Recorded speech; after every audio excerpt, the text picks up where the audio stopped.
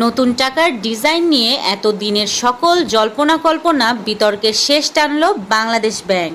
১ June থেকে এই নোটগুলো বাজারে ছাড়া হবে। এসব নোট প্রাথমিকভাবে বাংলাদেশ ব্যাংকের মতিঝিল কার্যালয় এবং পরবর্তীকালে বাংলাদেশ ব্যাংকের অন্যান্য কার্যালয় থেকে ছাড়া হবে। এসব নোটের ডিজাইন ও প্রতীকে আসছে পরিবর্তন। আজ এক সংবাদ বিজ্ঞপ্তিতে বাংলাদেশ ব্যাংক এ তথ্য জানিয়েছে। এসব নতুন নোটের পাশাপাশি বর্তমানে প্রচলিত সব কাগজের নোট ও ধাতব মুদ্রা চালু থাকবে। এছাড়া মুদ্রা সংগ্রাহকদের চাহিদার বিষয়টি বিবেচনা করে নিয়মিত নোটের পাশাপাশি ১০০০, ৫০ ও ২০ টাকার নোট মূল্যমান নমুনা নোট যা বিনিময়যোগ্য নয় ছাপানো হয়েছে।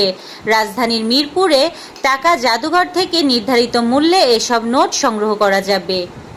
বিষয়টি হলো, সব ধরনের টাকা ও ধাতব মুদ্রায় বঙ্গবন্ধু শেখ মুজিবুর রহমানের ছবি থাকায় গত এপ্রিলের শুরুতে হঠাৎ নতুন নোট বাজারে ছাড়া বন্ধ করে দেয় বাংলাদেশ ব্যাংক।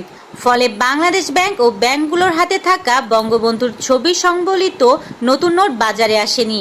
এ পরিস্থিতিতে চাহিদার তুলনায় ব্যাংকগুলোকে নতুন নোট দিতে পারেনি বাংলাদেশ ব্যাংক।